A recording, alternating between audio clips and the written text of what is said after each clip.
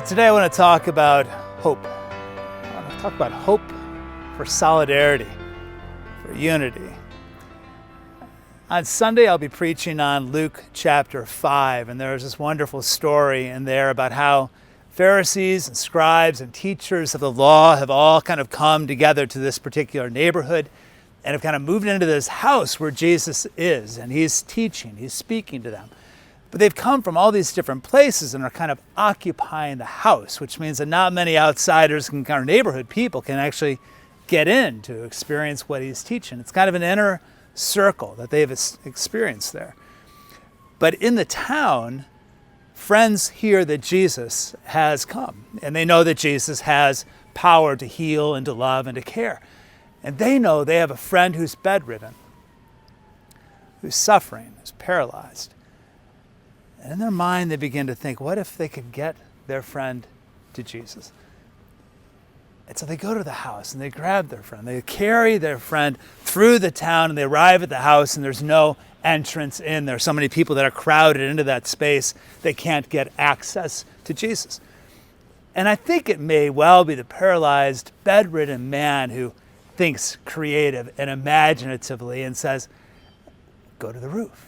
Find a way up to the roof. And the friends are probably like, what are you talking about? What will we do once we're on the roof? And he probably says, just cut a hole through it. Cut a hole through the flat roof and just lower me down. I think the bedridden man has probably been thinking creatively, maybe more than all the friends. And so they listen to him and they get up on the flat roof and then they begin just cutting a hole in this random guy's house on his ceiling. And then they begin to lower him down. Once they have the hole made, they begin to lower their friend down. And he lands up in the middle of this group, closer to Jesus than any of the scribes or the Pharisees. He's right there at the feet of Jesus. And Jesus sees him and forgives his sins. And the people around say, who are you to forgive sins? He says, well, if you don't believe me, stand up and walk. And the man who's been bedridden and suffering all these years finally stands up and walks. And all of them are amazed by what they have seen. Together, they've experienced the wonder of the healing power of Jesus.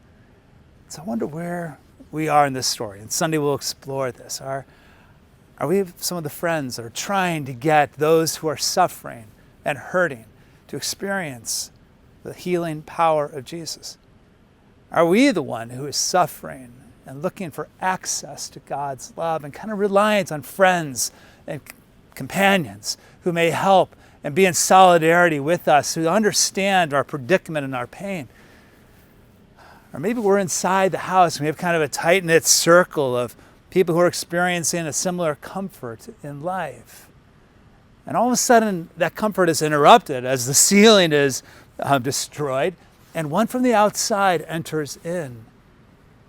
And we find ourselves amazed at the wonders of God, the determination of friends, the need right before us, and Jesus, who doesn't see the division, but sees solidarity of friends who are bringing their one who they care about to his feet, and those who are all together now experiencing together the healing power of God at work in Jesus. My hope is for solidarity.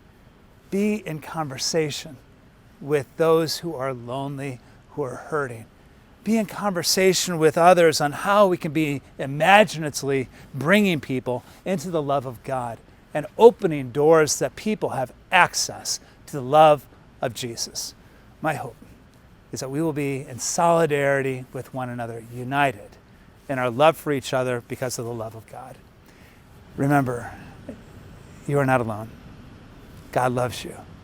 God cares for you, and so do we.